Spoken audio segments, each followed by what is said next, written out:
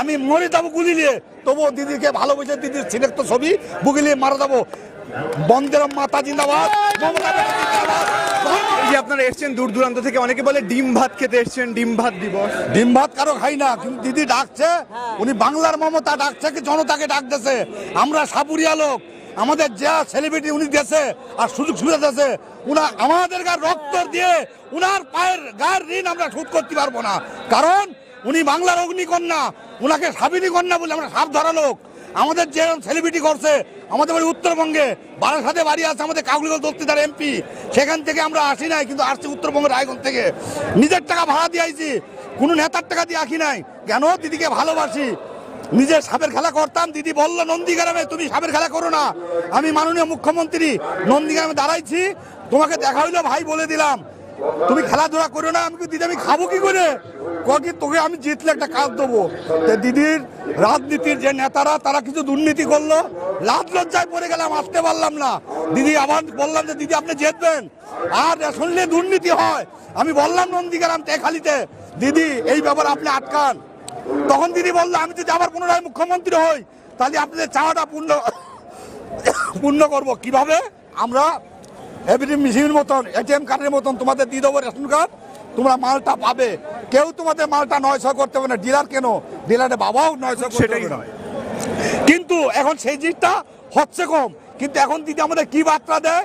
আমরা আসছি উত্তরবঙ্গ রায়গঞ্জ থেকে, পানিশালা টেউডাইন গ্রাম থেকে আসছি, বহুত কষ্ট করে গাড়িতে চাপ খাইয়ে আমরা আসছি। কিন্তু একটা কথা কি, আমাদের যেরকম ভাবে মুসলমানদের ওপরে চাপ সৃষ্টি করছে আর যেরকম জুলুমবাজি লাগিয়ে দিয়েছে বিরোধী দলনেতা শুভেন্দু অধিকারী, ওর প্রতিক্রিয়া দিদি কি বলে? আর আমরা আমাদের কৃষ্ণ কল্যাণী আসছে রায়গঞ্জের বিধায়ক, আমাদের আছে গৌতম পাল, ওদিকে আছে সত্যজিৎ বর্মন, ওদিকে আছে মোশারেফ হোসেন, বাঘের বাচ্চা নেতা মোশারেফ হোসেন, সংখ্যালঘু পদের অনন্য নেতা। উনি আমাদের এখানে আসছে, উনি আমাদের উদ্দেশ্যে কি বার্তা নিয়ে যায় রায়গঞ্জ উত্তরবঙ্গে?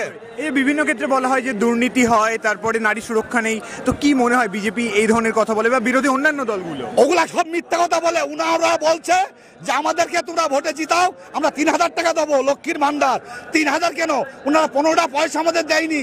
বিরোধী দলনেতা হয়ে দিদির খাইয়ে দিদির পরে হাজার কোটি টাকা উনি নিয়ে আমভাবের টাকা উনি বিজেপিতে চলে গেল। আমরা খবর রাখি, আমরা গরিব লোক হলো, সাপুরিয়া হলো, একটু শিক্ষার আলো আমাদের মধ্যে আছে।